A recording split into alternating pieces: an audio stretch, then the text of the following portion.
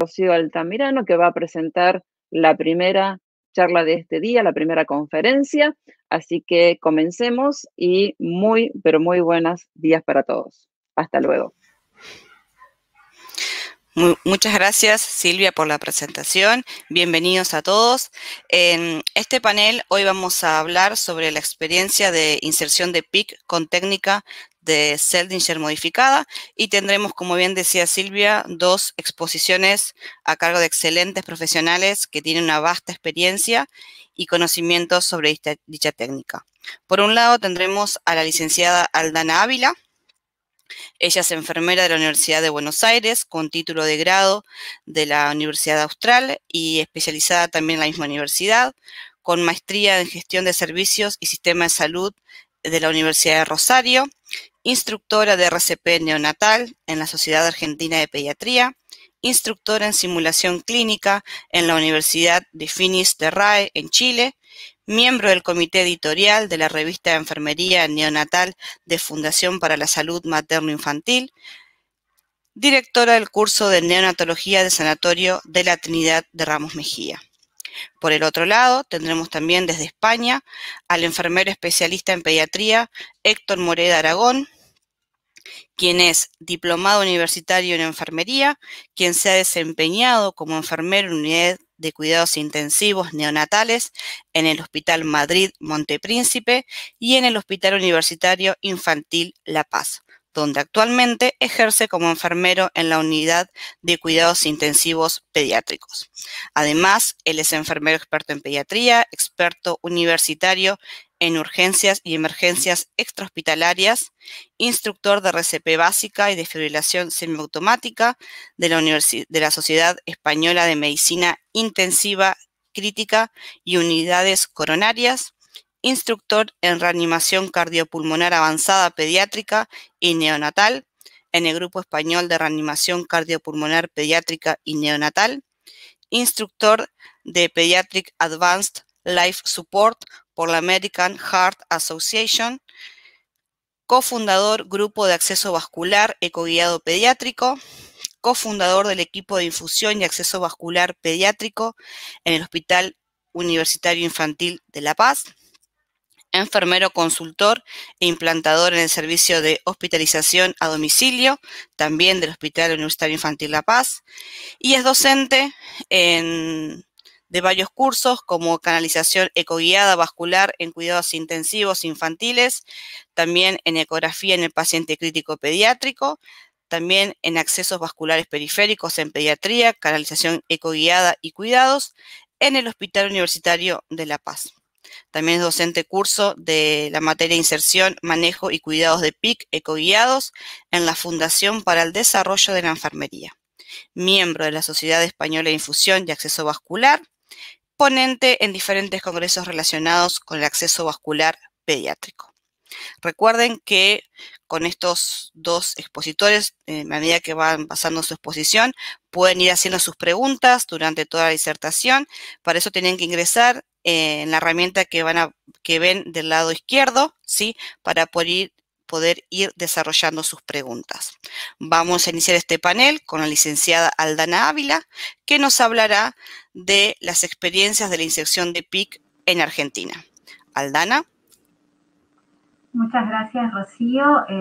Gracias, Silvia, también por la invitación y a todo el comité organizador del Congreso. Para mí es un honor poder estar hoy acá con ustedes, acompañarlos y compartir un poco la experiencia desde el área neonatal. Bueno, voy a ir con mi presentación.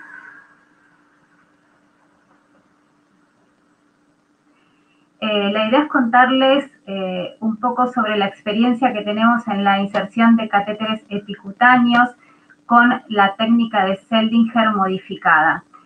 Yo no sé cuántas de las personas que nos acompañan hoy tienen experiencia en neonatología, pero a veces nos pasa en neo que cuando no es posible la canalización umbilical o frente a un paciente grave que requiere reiteradas extracciones de sangre o administración de hemoderivados, hasta ahora no existía otro catéter que el catéter Arrow. El catéter Arrow es un catéter, al menos la posibilidad que tenemos en Argentina, que tenemos disponibles de 4 French, lo que significa un catéter bastante grande para los pacientes del área neonatal. Piensen que uno atiende pacientes que van desde 500 gramos hasta por ahí 4 kilos el más grande, pero la población mayoritaria que se da dentro de una neo son los pacientes prematuros, y estos pacientes tienen muy bajo peso. Entonces, colocar un catéter de 4 French es un catéter grande cuando uno, además que requiere de que sea colocado por un cirujano, lo que hace que el único sitio o el único lugar de colocación sea a través de la vena yugular, y hace que si uno quiere dejar el catéter fuera de la cavidad cardíaca, el orificio proximal quede casi en el mismo lugar de inserción por la distancia que existe entre orificio proximal y distal. Entonces, a veces lo queremos retirar para que no quede dentro de cavidad cardíaca y perdemos líquidos, es bastante difícil. Entonces, hasta ahora, las unidades neonatales, cuando no tenían posibilidad de colocar catéteres umbilicales, canalizar en forma umbilical, teníamos los ARRO disponibles, con esta dificultad que a veces el tiempo de descompensación del paciente no es el mismo tiempo en que el cirujano llega a la unidad, aunque tengamos cirugía disponible las 24 horas. Por eso es que cuando yo, este tipo de catéteres que les voy a contar ahora, que son catéteres 3 French, doble lumen, cuando los conocí, que fue a través de una invitación por parte de una colega española que me invitó a través de una universidad española a escribir de un curso de terapia intravenosa, dije, esta es la solución para lo que estamos necesitando en las unidades neonatales, ¿no? Un catéter que fuera un poco más fino, que la distancia entre orificio proximal y distal sea más corta y que lo pueda colocar enfermería. Me pareció que reunía todos los requisitos para hacer el catéter que nos faltaba para poder cuidar de la mejor manera al paciente prematuro y al paciente neonatal en sí. Este catéter o este método, porque el método es Seldinger modificado, ¿no? Es la colocación de un catéter central que queda en ubicación central, en este caso de doble luz, a través de una vena periférica utilizando la técnica de Seldinger modificada. También la pueden encontrar como micro-Seldinger o micropunción. Y esta técnica describe la utilización de una guía metálica primero y del catéter después. La diferencia con la técnica de Seldinger habitual es que enfermería va a utilizar la cuerda de piano solamente para acceder al vaso, o sea, no es que va a llegar hasta la ubicación central, sino que una vez que el catéter está en el vaso, ya la cuerda de piano la retiramos y continuamos colocando el catéter a través del vaso. Igual voy a mostrarles fotos. Bueno, acá está la foto del catéter. Como dijimos, tiene 2 lúmenes, proximal y distal. El material es poliuretano, que es el mismo material de muchos de los catéteres, porque existe poliuretano y existe otro material, pero es poliuretano, que es uno de los materiales que se utilizan para los catéteres epicutáneos tradicionales que usamos en neo. Y en Argentina, en un principio, teníamos solo disponible el catéter de 10 centímetros, pero ahora ya existen de 20 centímetros. La desventaja que teníamos cuando solo teníamos el de 10 centímetros es que cuando había que colocarlo a un paciente que tuviera más de 3 kilos, nos obligaba a colocarlo solamente a través de la vena axilar o de la vena yugular externa. En cambio, ahora disponemos de este de 20 centímetros que nos da la posibilidad de colocarlos a través de otras venas periféricas. Esto es un poco que les quería mostrar la cuerda de piano.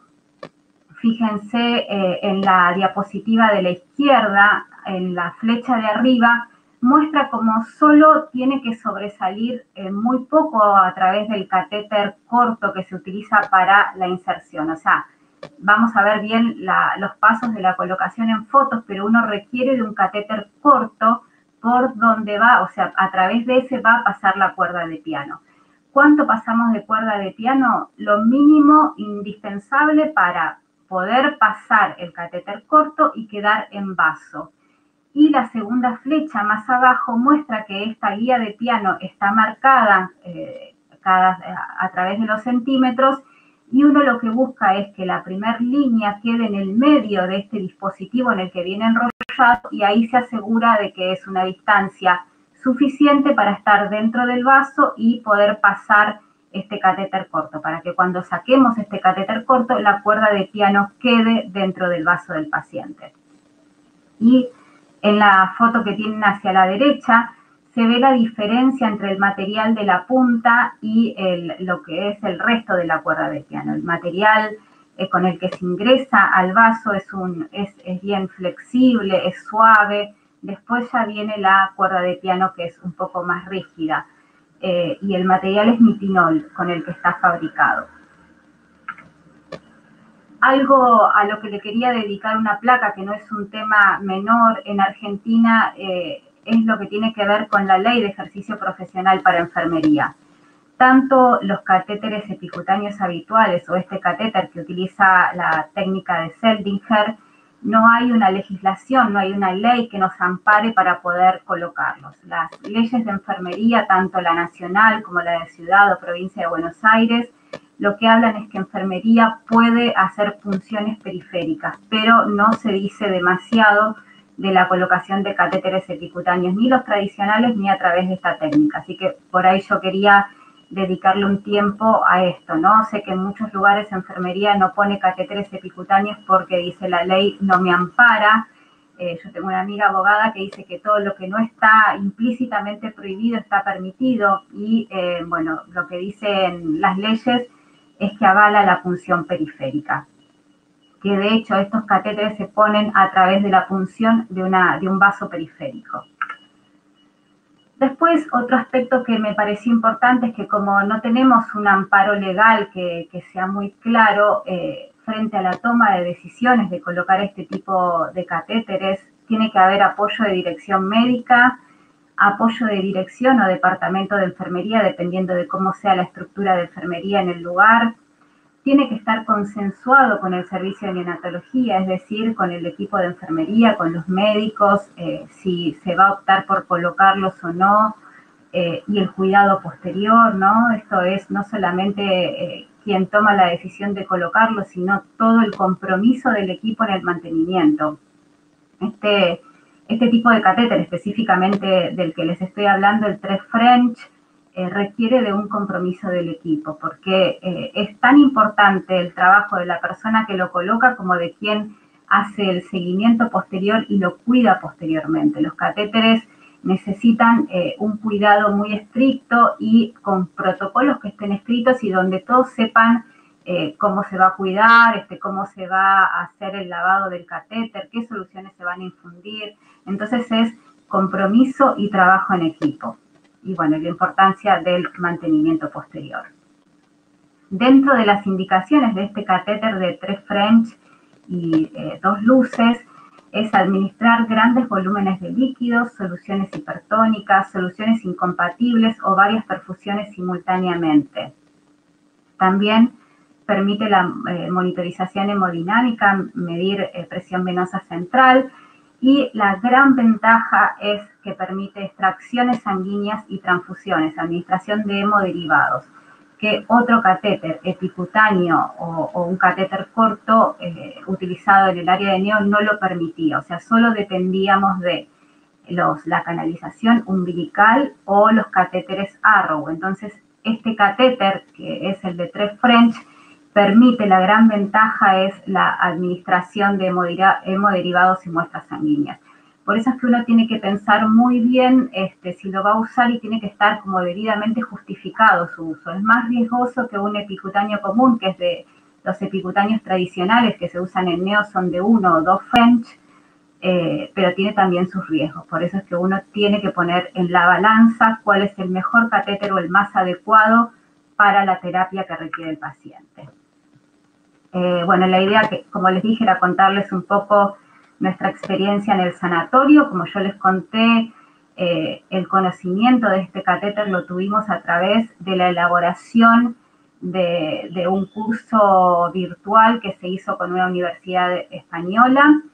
En aproximadamente en noviembre de 2018 colocamos el primer catéter. Hasta ahora llevamos 19 catéteres colocados. Esto fue buscamos todos los registros en forma retrospectiva, por lo que puede que se nos haya perdido algún catéter, algún paciente con catéter colocado en el medio, puede que sean algunos más. La edad gestacional promedio fue de 25 semanas, o sea, son pacientes muy pequeñitos, y el peso promedio de los pacientes que tuvieron este catéter son 840 gramos. Yo quiero recalcar que estos datos son porque la mayor parte de los pacientes que se atienden en una unidad neonatal son prematuros, entonces esto refleja un poco la población del paciente prematuro. Si bien la mayoría no son estos prematuros extremos de 25 semanas, sino más bien el prematuro tardío. El prematuro tardío o el prematuro más grande cursa sin grandes complicaciones, pero estos pacientes, los más pequeñitos, son los que tienen más complicaciones, por eso son los que tienen más necesidad de este tipo de catéter. En cuanto a la duración del catéter, aproximadamente 12 días, con un rango que va entre 1 y 33 días. El 1 fue el primer catéter que colocamos, que fue un paciente quirúrgico que tenía cerca de 4 kilos, que nos pasó que se lo arrancó. O sea, el primer catéter que colocamos fue muy frustrante porque tuvo una salida accidental y bueno, fue ese paciente más grande. A partir de ahí aprendimos que tenía que ser una fijación diferente, que tenía que estar mucho más asegurado. Pero bueno, por eso van a ver que el rango va entre 1 y 33. La gran mayoría lo tiene varios días, sobre todo los días de mayor descompensación o frente a una cirugía, y después, una vez que el paciente está estable, se le cambia a un catéter epicutáneo de los habituales, que son de 1 o 2 French. Dentro de las complicaciones que existen, la salida accidental, el desplazamiento, estos catéteres, como les conté, son difíciles de fijar. Yo siempre les hago la comparación que es como dejar un sorbete en una botellita de Coca-Cola. O sea, ahora van a ver un poco en la técnica que requiere hacer un cortecito en piel y a veces queda más suelto que un epicutáneo tradicional. Entonces y es más grueso, y por ahí son lugares donde el paciente tiene más exudado, entonces es más difícil su fijación. Y son catéteres que nosotros no utilizamos sutura para fijar. Siempre la utilización de sutura aumenta el riesgo infeccioso en el paciente. O sea, el CDC lo pone como una de las condiciones que aumenta el riesgo infeccioso. Entonces, en estos catéteres nosotros no realizamos sutura, sino que lo fijamos algo parecido a lo que se fija en epicutáneo común, pero con un poco más de detalle, más seguridad en la fijación. También otra de las complicaciones son edema del miembro, donde tiene la punción, el riesgo infectológico que existe asociado a estos catéteres y dificultades en la extracción de sangre. Muchos de los catéteres son colocados, uno puede extraer sangre con mucha facilidad al principio, pero con el paso de los días a veces puede existir que sea más difícil poder extraer sangre. Dentro de los materiales utilizados, no voy a entrar mucho en detalle en esto, pero bueno, la mesa auxiliar, el antiséptico que se usa en la unidad, que puede ser clorhexidina acuosa o alcohólica. Nosotros en los pacientes menores de 1 kilo utilizamos clorhexidina acuosa por el riesgo de la toxicidad en la absorción del alcohol. Gasas estériles, campo estéril, un campo estéril amplio y un campo fenestrado. Como vamos a trabajar con una cuerda de piano, es súper importante que uno tenga un campo amplio para que no exista riesgo de que se nos contamine la cuerda de piano o que el catéter caiga fuera del campo estéril. Tener camisolín, bata y guantes estériles, gorro y mascarilla o barbijo, jeringas de 10 mililitros y el kit. Este catéter viene en un kit que trae un catéter número 24 y uno 22, el catéter 3 French de 2 luces, la guía o cuerda de piano estéril, los dilatadores, un bisturí y tapones conectores. Además, se necesita cinta adhesiva estéril para poder fijar el catéter y el apósito transparente. Algunos datos adicionales según nuestra experiencia es que en algunas ocasiones utilizamos más allá del 24 o el 22 que trae el kit, un catéter 26. Probamos si la cuerda de piano pasaba por el catéter 26 y pasa, así que en prematuros extremos hacemos la punción a través de un catéter 26G. Y la importancia de que tenga 3 operadores. Van a haber 2 operadores dedicados exclusivamente a la técnica, porque es una técnica que requiere enhebrar el dilatador, enhebrar el catéter. Entonces tiene que haber alguien que esté dedicado exclusivamente a que no se deslice la cuerda de piano, que es difícil. Ustedes piensen lo finita que es la cuerda de piano, lo que es como si fuese un alambre y uno... la posibilidad de deslizamiento de esto frente a un paciente que tiene sangrado activo, o sea, esto es una de las partes como de más dificultad, cuidar que no se deslice la cuerda de piano y no se salga del vaso. Y bueno, y contar con el campo estéril amplio, como dije anteriormente, para evitar cualquier riesgo de que la cuerda de piano o catéter caiga fuera del campo estéril. Esto les quería mostrar un poquito todo lo que fuimos detallando. Ahí van a ver que está el kit. La importancia de contar con batas, con camisolines que sean fuertes, con puños, no estas que son finitas, que se rompen, sino poder tener el equipo de trabajo adecuado. Dentro de las consideraciones previas, valorar siempre la indicación de la inserción de un catéter venoso central, ¿no? Más allá de que esto es algo que uno se tiene que cuestionar cada vez que va a colocar un catéter. Con este catéter especialmente lo tenemos que volver a cuestionar y a charlar en equipo. El reconocimiento de factores de riesgo que pueden dificultar la canalización, como es edema o malformaciones en el miembro que uno lo vaya a colocar. Siempre tiene que haber o estar la colocación a cargo de una persona que sea experta o que esté supervisada con alguien que sea experto en la colocación. La elección del sitio de inserción se recomienda que sean miembros superiores como primera elección y la vena basílica es la que se prefiere y se recomienda. Y también otra cuestión es no realizar más de 2 o 3 intentos de venopunción.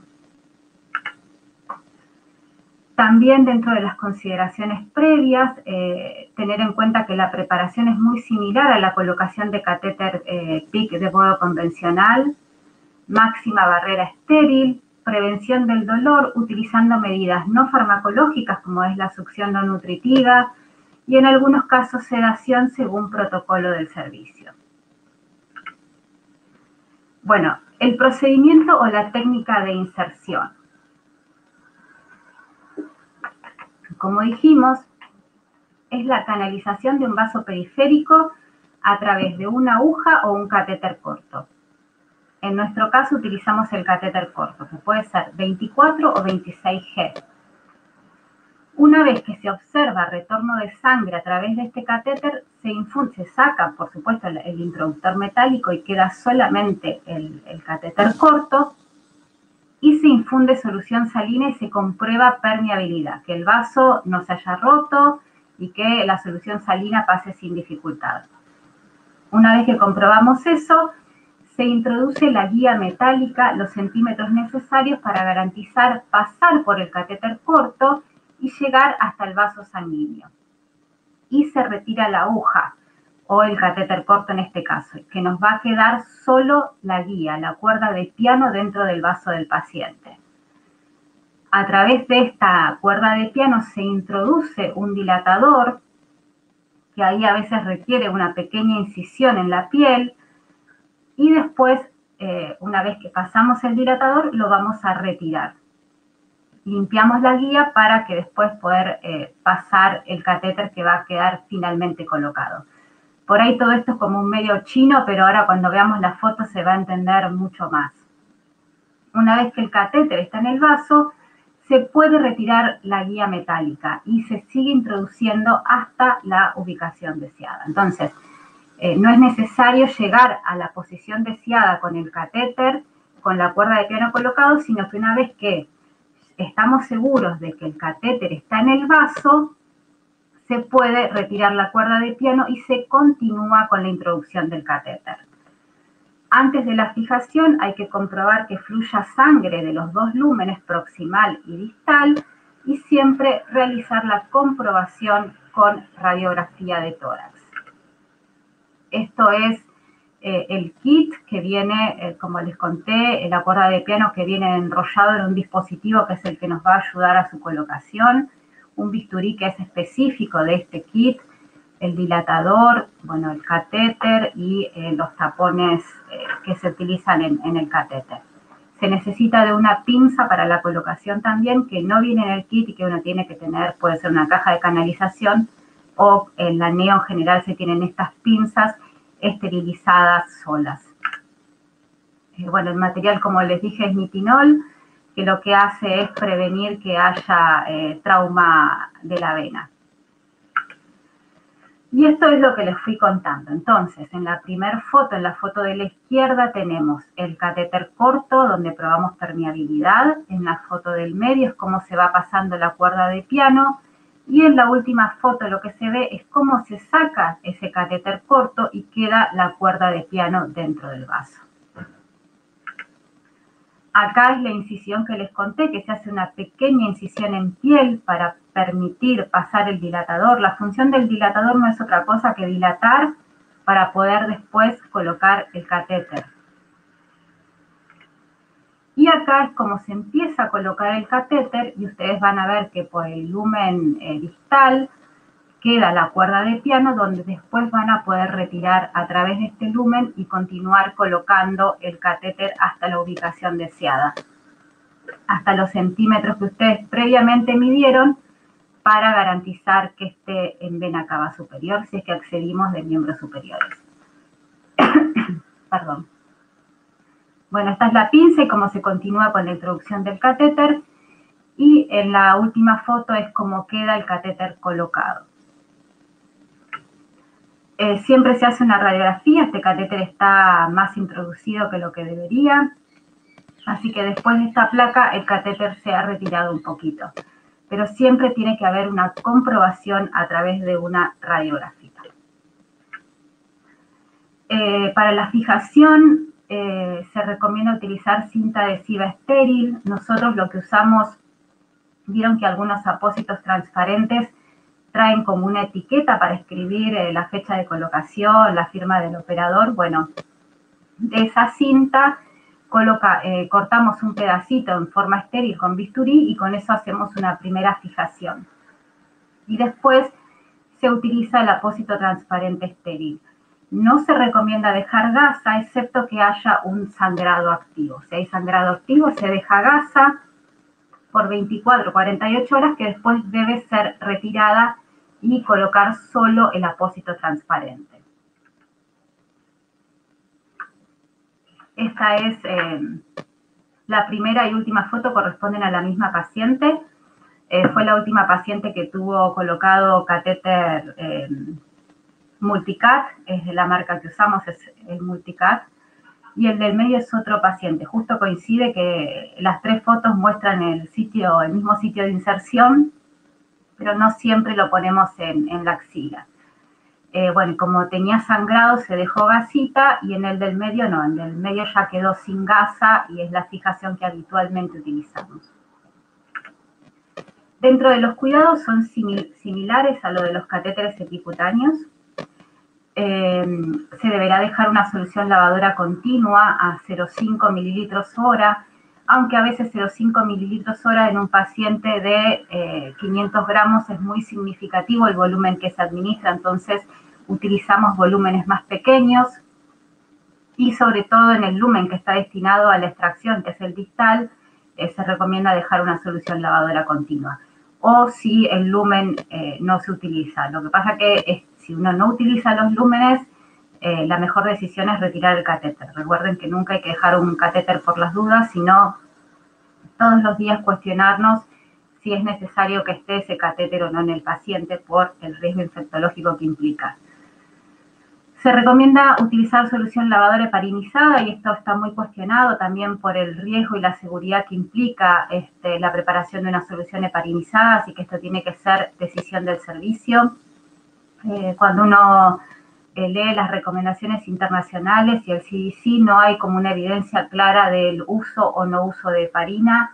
Nosotros por decisión del servicio utilizamos una solución lavadora heparinizada a 1/4 de unidad por mililitro y para sellar el catéter usamos una solución a media unidad de heparina por mililitro de solución fisiológica.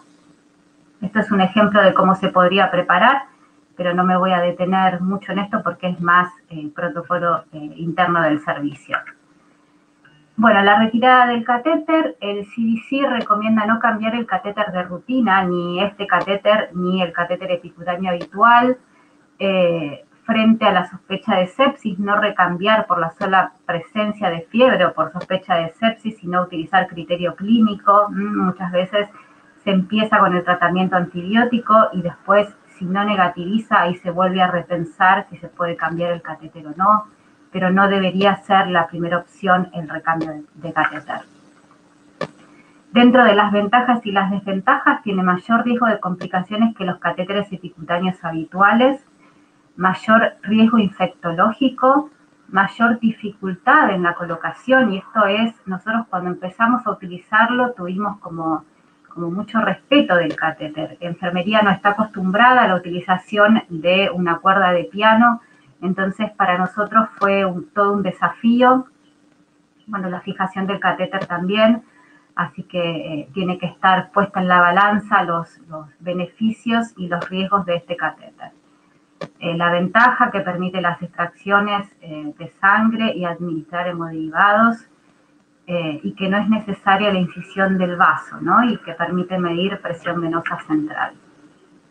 Dentro de las complicaciones están las relacionadas con la punción, como puede ser dificultad en lograr canalizar el vaso, ruptura del vaso, y las relacionadas con el catéter como desplazamiento, salida accidental que dijimos, o la dificultad para extraer sangre pasados los días de colocación. Con respecto a los registros de enfermería, debe quedar claro el tipo de catéter y el número de lúmenes que tiene.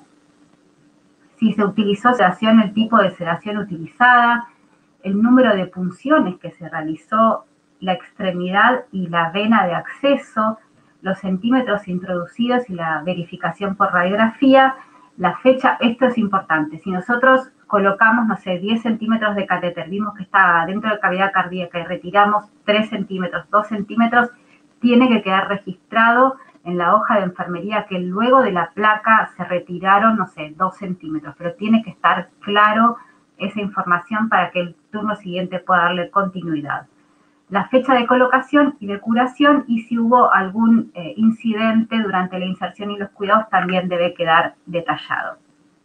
Dentro de las conclusiones, no se recomienda su utilización de rutina, el uso tiene que estar debidamente justificado en pacientes graves, requiere un mayor entrenamiento por parte del personal de enfermería para su colocación, es una buena alternativa para cuando no se cuenta con la posibilidad de catéter, de colocar catéter umbilical, permite extracción de sangre, medición de PVC y administrar hemoderivados.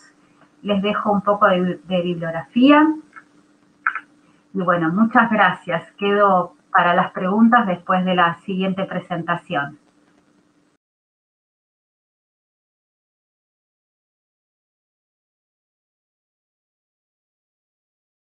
Buenas tardes desde España. En primer lugar, quisiera mostrar mi agradecimiento por haber sido invitado a este congreso, el cual intentaré hacer un viaje cronológico sobre nuestra experiencia en canalización ecoguiada en niños y la creación de un equipo de infusión y acceso vascular pediátricos. Mi nombre es Héctor Moreda, soy enfermero, especialista en pediatría. Realizo mi labor asistencial desde el año 2007 en una unidad de cuidados intensivos pediátrica del Hospital Universitario La Paz. Este hospital es un complejo hospitalario de la red sanitaria pública dependiente del Servicio Madrileño de Salud, SERMAS. Es un complejo hospitalario que abarca 6 grandes hospitales con unas 1.300 camas, más de 7.000 empleados y un flujo de pacientes o de usuarios de más de 25.000 personas al día. En referencia al hospital infantil, que es en el cual yo trabajo, es un hospital de tercer nivel en el cual se dispone de todas las especialidades pediátricas, líder en la red de trasplantes a nivel europeo, y es un hospital pediátrico el cual es referente nacional en muchas patologías. Esto conlleva a que gran parte de nuestros pacientes a los cuales atendemos son pacientes pediátricos de alta complejidad. Hace tiempo nos dimos cuenta que existía una fuerte evidencia sobre los beneficios que podían proporcionar los ultrasonidos en el acceso vascular. Vimos también que estos ultrasonidos nos podían proporcionar muchas ventajas, ¿no? Entre ellas, puedo destacar que los ultrasonidos nos proporcionan la capacidad de poder abordar venas periféricas profundas, las cuales nunca han sido puncionadas. Esto a la hora de poder hacer una canalización de algún tipo de catéter es un gran beneficio. Otra de las ventajas que nos proporcionan los ultrasonidos es que podemos ver el tipo de vena, en el caso de la vena objetivo, su calibre, su profundidad, su dirección y algo que es muy importante es las estructuras adyacentes a esta vena objetivo. No es tan importante saber dónde tenemos que hacer esa canalización o esa punción, sino qué estructuras debemos evitar, como pueden ser las estructuras arteriales o nerviosas. Otra característica que nos proporcionan los ultrasonidos es que vemos de forma objetiva el tipo de canalización que estamos realizando, si ha sido o no traumática, y podemos identificar de forma prematura posibles complicaciones. Viendo esto y viendo también las ventajas que nos proporcionan los catéteres periféricos, de inserción periférica, catéteres centrales de inserción periférica, decidimos introducir ambas técnicas en nuestra unidad de cuidados intensivos pediátricas. Fue entonces, por el año 2011 y principios del año 2012, cuando decidimos introducir la técnica ecoguiada e inserción de catéteres PICC en nuestra unidad. Fue gracias al equipo médico capitaneado por el doctor Juan José Menéndez, los cuales lo introdujeron en esta fecha. A continuación, en los meses siguientes a la introducción, creamos un grupo de trabajo en el cual nos dedicamos a realizar protocolos específicos sobre el tema de los ultrasonidos. Realizamos el primer protocolo de inserción y manejo de catéteres PICC. Realizamos también el consentimiento informado, planes de cuidados a nivel domiciliarios de plantas y un documento de información a los padres. Y a continuación, en una tercera etapa que nos llevó aproximadamente como los 3 años siguientes, empezamos un grupo de enfermeros de la unidad de cuidados intensivos, comenzamos a interesarnos por este tema y decidimos realizar formación externa. La formación externa la realizamos en hospitales de otras comunidades autónomas de España, como por ejemplo el curso que dimos en la Clínica Universitaria de Navarra, el cual estaba dirigido por doña Carmen Carrero, que es una referente en nuestro país, la primera persona que formó el primer equipo de terapia intravenosa en España, y otra serie de cursos. Bien, comenzamos a realizar las funciones ecoguiadas de forma combinada con 2 operarios. La persona que más capacidad o que más conocimientos tenía era la persona que ecoguiaba, y los que íbamos aprendiendo hacíamos únicamente la punción. Pero esta técnica, la verdad es que no tuvimos muy buenos resultados, con lo cual nos preguntamos en qué podíamos mejorar, y la solución fue entrenarnos directamente a nivel de punción ecoguiada con simuladores. Hasta que fuimos alcanzando el nivel para poder realizar estas funciones en los pacientes. También nos dimos cuenta lo importante que era entrenar y aprender el mapeo del capital venoso, cómo poder discernir entre las diferentes estructuras, coger lo que vulgarmente podemos decir mano con el ecógrafo y entrenar esa visión, esa visión que nos proporciona el ecógrafo para poder ir avanzando, ¿no?, sobre este tema. Para ello siempre nos hemos regido por el protocolo RAPEVA de valoración y utilizamos y recomendamos utilizar siempre a nivel pediátrico los modos de identificación de estructuras, ya sea con el Doppler pulsado o el Doppler color. Según fuimos avanzando en el mapeo, nos fuimos dando cuenta de las peculiaridades que tiene el paciente pediátrico. A nivel teórico sabemos, como aparece en la imagen, que existe la vena basílica, que por lo general está alejada del plexo braquial, junto con el nervio de las dos venas braquiales, a lo que esto denominamos vulgarmente como Mickey Mouse.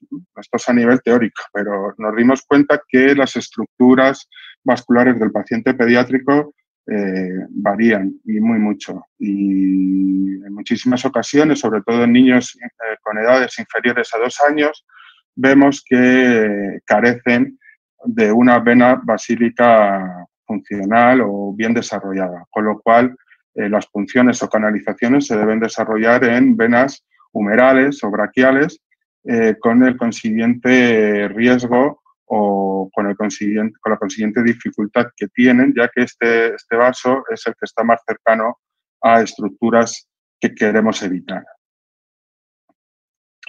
Bien, después de realizar todo este entrenamiento, a lo largo de los años ya fuimos incorporando la técnica de forma individual y nos preguntábamos qué tipo de técnica de punción ecográfica deberíamos usar, que existen varias. La primera de ellas es la técnica de punción, que la denominamos transversal estática, con la aguja fuera de plano. Es aquella en la cual se debe hacer la punción a la misma distancia en la cual se encuentra de profundidad el vaso objetivo, en una angulación de 45 grados. Esta técnica nos proporciona varios pros, como son que, como todo plano transversal, es fácil identificar las estructuras cercanas y que tiene una curva de aprendizaje relativamente corta. Por contra, es una técnica que nos proporciona mucho sesgo de error. Esto quiere decir que a nada que no calcules, hagas la punción a la distancia en la cual está a la distancia de profundidad que se encuentra el vaso, o que ese sesgo de error de esos 45 grados varíen, la punción no es exitosa. De hecho, nosotros consideramos que esta técnica puede que no sea una punción ecoguiada, sino más bien una punción ecoasistida.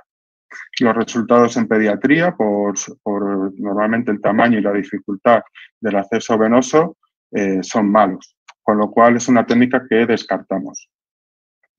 La siguiente técnica que nosotros utilizamos es la técnica transversal dinámica. Esta técnica, como podemos ver en el vídeo, es una técnica de punción ecoguiada en la cual en todo momento nosotros vamos ecoguiando la punta de la aguja.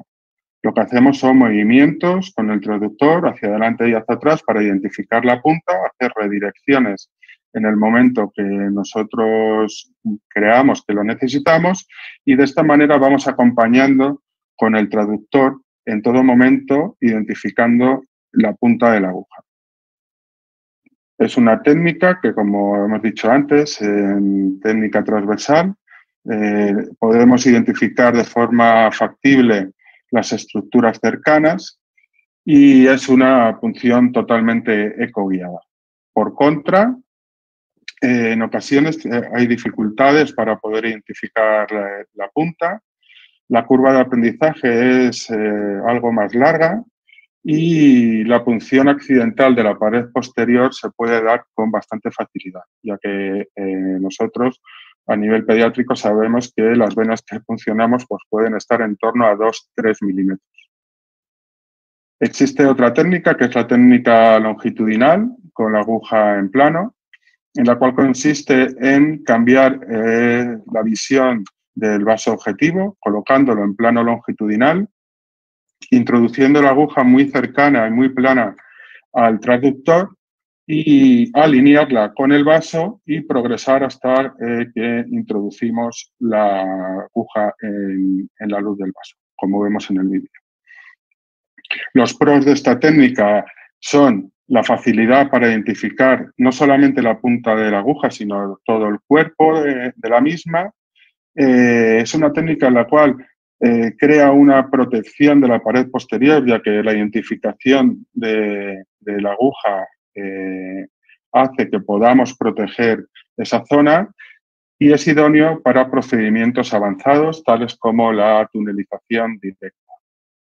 Por contra, es una técnica con dificultad para identificar las estructuras cercanas. En ocasiones puedes tener dificultades a la hora de alinear traductor, aguja y vaso, y la curva de aprendizaje es más larga. Por consiguiente, la técnica que nosotros realizamos desde hace tiempo es la combinación de la técnica transversal dinámica y la técnica en plano longitudinal. Cogemos lo positivo de una y lo positivo de la otra.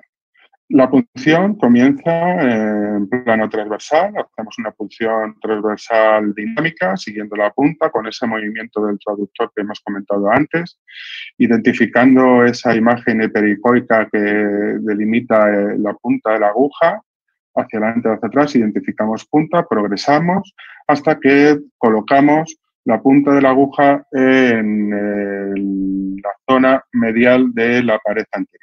En ese momento hacemos un cambio de plano a nivel longitudinal, ya colocado justo en el vértice medial de la cara anterior, y es el momento de introducir la aguja en el vaso. ¿Cuáles son los pros de esta técnica? Podemos identificar las estructuras cercanas, ya que empezamos en plano transversal, la facilidad para identificar la punta y el cuerpo de la aguja, podemos proteger la pared posterior y no hacer punciones accidentales de la misma, y es idónea para procedimientos avanzados. ¿Cuál es el contra de esta técnica? Que la curva de aprendizaje es larga, ¿no? Requiere mucha destreza y mucho entrenamiento y mucha práctica. Pero sin lugar a dudas pensamos que es la técnica más completa.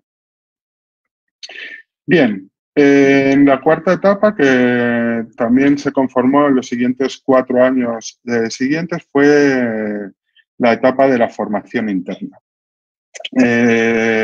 Viendo que habíamos adquirido bastante en estos años, ¿no? Casi entre 4 y 5 años, habíamos adquirido ya bastante experiencia, decidimos crear nuestro manual de canalización ecoguiada. Formamos otro grupo de trabajo, complementamos el grupo anterior, denominado GravePet, y comenzamos a hacer formación interna a todos los compañeros de la UCI sobre técnicas de inserción de catéteres PICC, líneas medias, de forma ecoguiada. Formamos a 47 compañeros de la UCI en cursos de 7 horas, entre 4 y 6 alumnos por taller.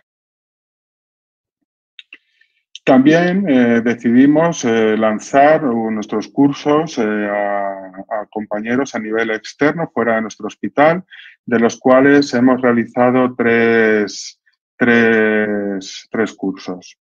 Ahora está un poco frenado por los tiempos que vivimos, pero bueno, esperemos que en un futuro podamos retomar esta formación. Bien, no hemos parado de formarnos, no hemos parado de realizar formación continuada. Hemos colaborado con diferentes asociaciones a nivel nacional, presentando comunicaciones, póster, webinars, etc. Bien, pues llegó el momento en el año pasado y a principios de este año de presentar nuestro proyecto para la creación de un equipo de infusión y acceso vascular pediátrico a la Dirección de Enfermería. apoyados por un documento, una guía que se ha publicado recientemente por el SEINAL, la Sociedad Española de Infusión y Acceso Vascular, titulada Excelencia en la creación de equipos de infusión y acceso vascular, la cual nos ha ayudado mucho a la hora de crear nuestro proyecto y presentarlo a la dirección del hospital. Finalmente, en mayo de este año, la dirección vio positivo la creación del equipo de infusión y desde entonces es a lo que nos dedicamos, ¿no? ¿Qué hemos hecho en este tiempo después de la creación del equipo de infusión y acceso vascular? Hemos creado documentos de consulta. Creamos unas infografías, las cuales fueron presentadas y proporcionadas al personal de enfermería, de la UCI y a nivel de hospitalización, en la cual aportamos varios datos. Uno de ellos, como vemos en la pantalla, es una guía de los fármacos que potencialmente son irritantes y vesicantes con su nivel de pH para poder considerar y ver qué tipo de fármaco va bien por un determinado tipo de catéter. Plasmamos, para recordar sobre todo a nuestros compañeros de la UCI, la zona ideal de inserción según el método TIM o los tercios de Dawson, y agregamos una lista de todos los catéteres, más de 20 tipos de catéteres diferentes que tenemos a disposición en nuestra unidad. Dependiendo del tamaño y del calibre del vaso, pues utilizaremos uno u otro. Y en esta lista podemos ver el tamaño del vaso que recomendamos según ese tipo de catéter.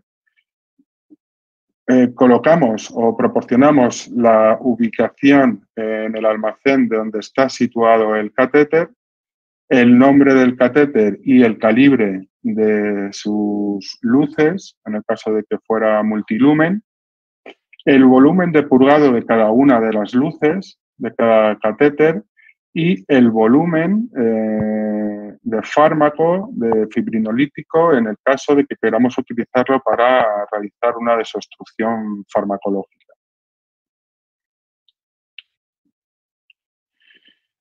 Bien, a la hora de elaborar nuestro algoritmo de decisión, que ya lo teníamos casi elaborado, encontramos o publicaron recientemente el protocolo o el algoritmo Minimagic.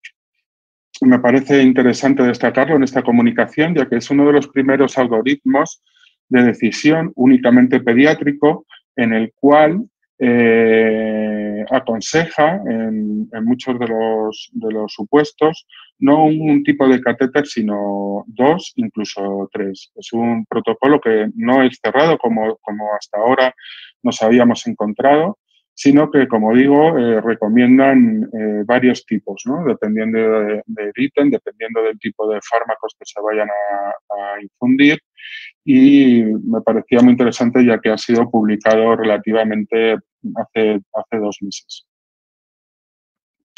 Bien, el equipo de infusión de acceso vascular pediátrico y junto con los compañeros del programa de bacteriemia cero de mi hospital hemos introducido nuevas medidas, ¿no? Nuevas medidas y materiales con el fin de mejorar y prevenir efectos adversos dentro del acceso vascular, como son las fijaciones sin suturas, las toallitas de clorexidina con alcohol isopropílico para desinfectar los tapones NFC de la medicación, introducción de los tapones de desinfección pasiva. Estamos intentando introducir, y ya lo estamos probando en casos que nosotros consideramos como es la base de pegamento de cianoacrilato, que se utiliza para fijar el catéter y prevenir la colonización del punto de inserción. Estamos utilizando también dispositivos analgésicos tópicos, como vemos en la fotografía, con el sistema vibratorio BUCI y sistemas de fijación subcutáneos como el Securacat. Todo con vistas a mejorar, obviamente, y prevenir las complicaciones del acceso vascular. Bien, ¿qué hemos hecho en estos meses de actividad del equipo de infusión?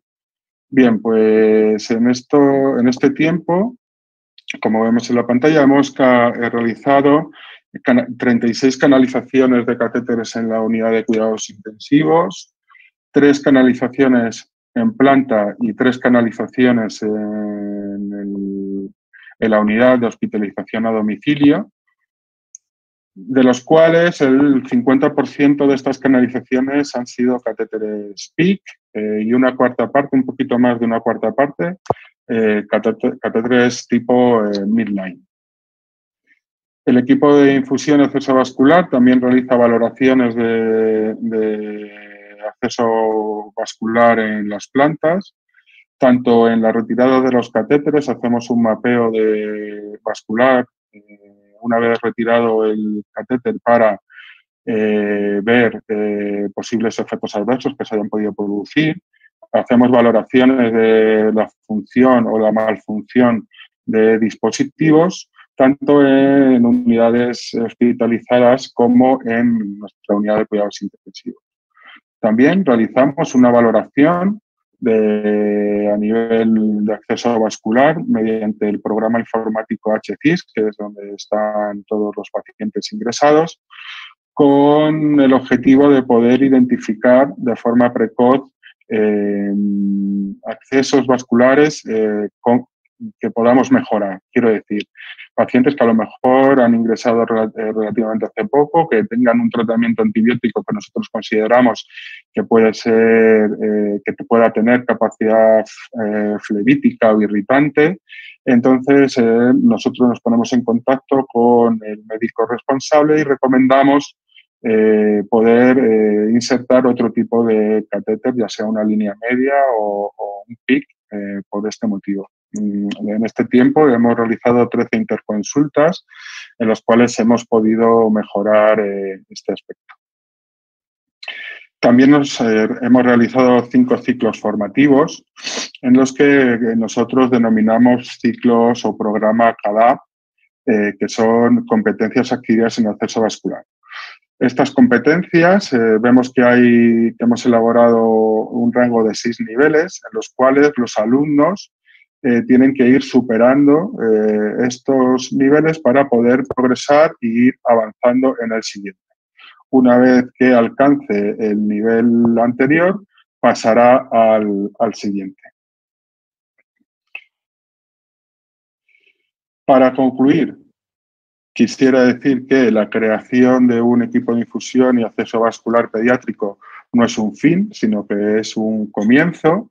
La creación de los equipos de infusión, en nuestro caso, ha sido el fruto de muchos años de esfuerzo, como habéis visto en la cronología. El objetivo primordial es la preservación del capital venoso del paciente pediátrico, ya que este probablemente sea un paciente en la edad adulta. Y solo se consigue, este objetivo solo se consigue con la actualización permanente y la formación. Gracias por su atención.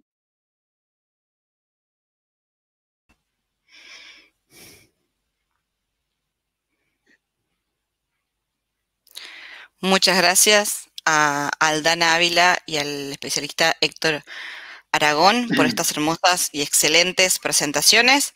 Tenemos unos lindos minutos para hacer preguntas. Hay muchas, así que vamos a tratar de hacer la mayor cantidad que podamos. Primero vamos a arrancar con una pregunta hacia la licenciada Aldana Ávila. Pregunta si en neonatología ustedes eligen el tipo de catéter que se va a colocar.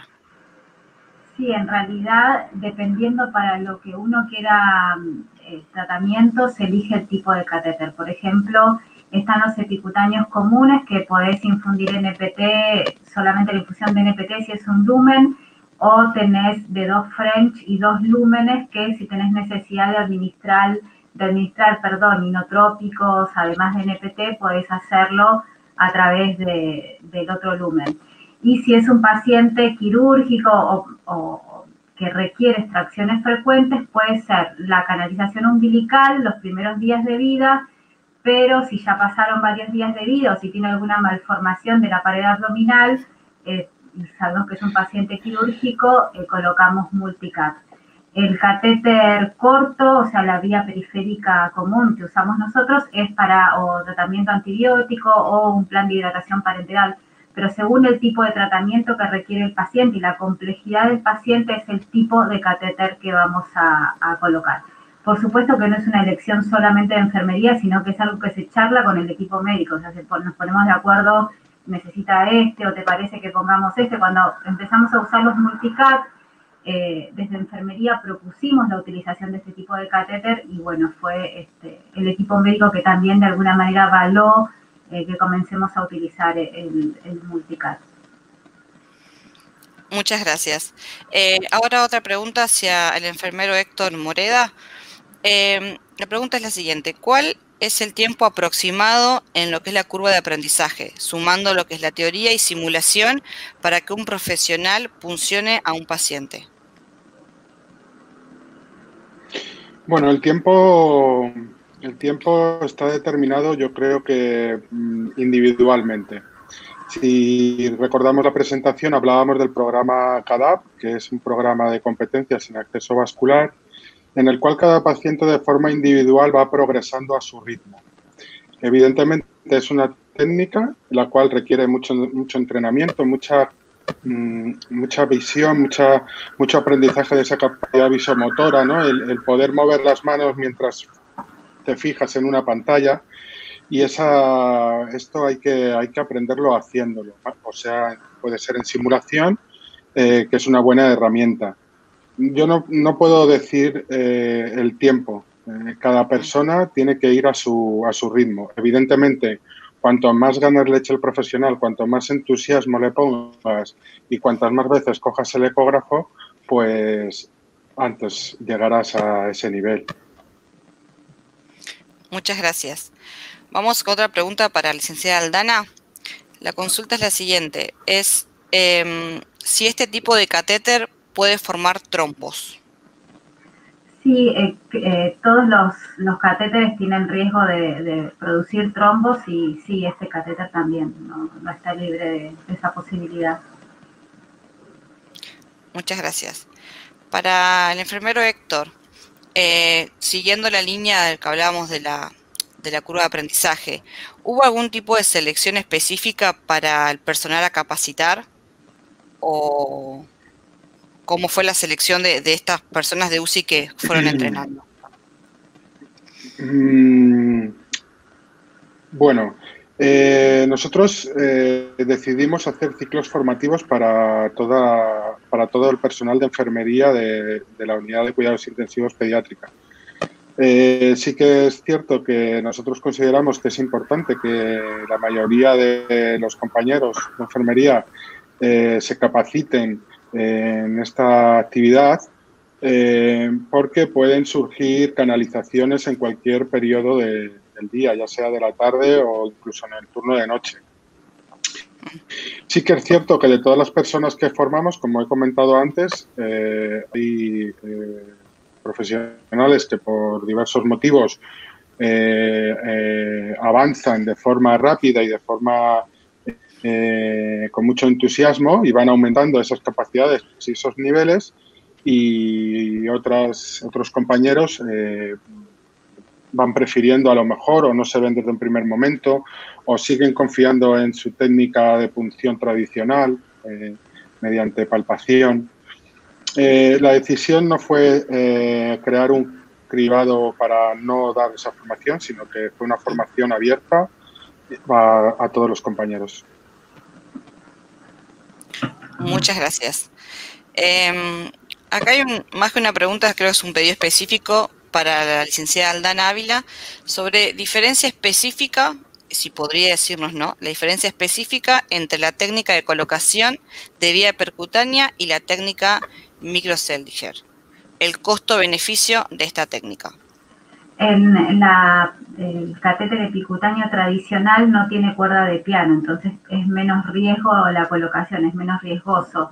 Uno pone un introductor que puede ser un introductor pelable o un introductor de metal, donde después se desarma el conector y uno saca el introductor a través del catéter epicutáneo.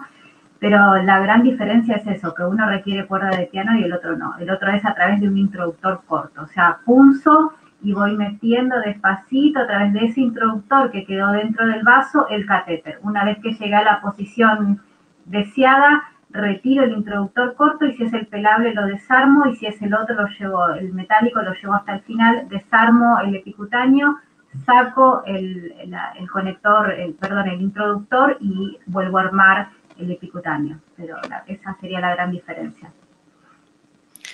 Muchas gracias. No, de nada. Y acá hay una pregunta que está hacia el enfermero Héctor, pero podríamos también pensarla para nosotros en Argentina porque justamente vimos con la presentación de Aldana que nosotros acá en Argentina no tenemos injerencia a nivel legal para poder realizar esto. La pregunta es la siguiente, ¿la colocación de los catéteres la realizan los enfermeros y cómo es la legislación, digamos, la autorización para que ellos puedan ejercer este procedimiento? Bueno, nosotros en España no hay una legislación o una normativa específica en la cual especifique si el procedimiento lo tiene que realizar un enfermero o un médico. Lo que está claro es que nosotros estamos hablando de inserciones de catéteres que se insertan por vía periférica y esto de forma clásica ha sido siempre una actividad realizada por enfermería. No, yo no quiero entrar en guerras de si tiene que hacerlo un médico o una enfermera. Yo creo que sobre todo en pediatría las técnicas las tiene que hacer la persona que más capacitada esté, que más experiencia tenga. Y esa persona capacitada con experiencia puede ser utilizada para ayudar o para formar o para tutorizar en la técnica a otros compañeros para que vayan aumentando de capacidad y de nivel. Esto es lo que yo considero. Pero no hay una legislación específica en este sentido. Perfecto, muchísimas gracias. Una más para la licenciada Aldana. Si realmente estas catéteres suelen tener reacciones alérgicas al tipo de material, si los pacientes suelen presentar reacciones alérgicas al material. No, hasta ahora no tuvimos ningún paciente, está bien que llevamos pocos catéteres colocados, pero no tuvimos ninguna reacción de este tipo. Ahí están entrando más preguntas todavía.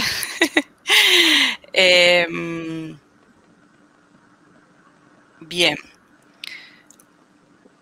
Rocío, yo quiero hacer un comentario que veo que yo pensé que en España estaban como más amparados desde la parte legal, que había por ahí un poco más de algo específico con respecto a el ejercicio profesional, y por ahí decía, para los españoles es más fácil que para Argentina, pero bueno, veo que también están un poco con las mismas condiciones que nosotros. Coincido con el colega de que tiene que ser la persona que más práctica tiene para hacerlo, porque uno no tiene que perder de foco que esto es por el paciente, por y para el paciente, y lo que hay que tener siempre en claro es de no ponerlo en riesgo, ¿no? De que uno tiene que evitar correr riesgos con el paciente, sobre todo en la etapa de la vida de los pacientes que estamos hablando, que por ahí no es un adulto que tiene un poco más de tolerancia o que podría tolerar un poco más un error. El paciente neonatal o pediátrico, uno tiene que ser muy cuidadoso.